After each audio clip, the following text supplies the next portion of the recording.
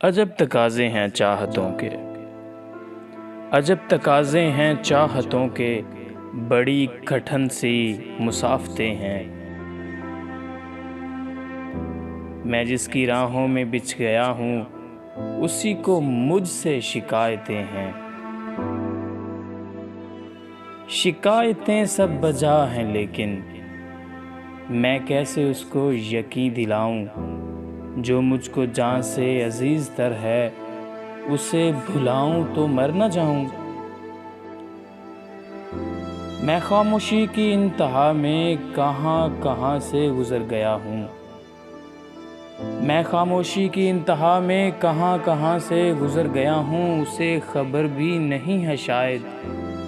मैं धीरे धीरे बिखर गया हूँ, मैं धीरे धीरे बिखर गया हूँ।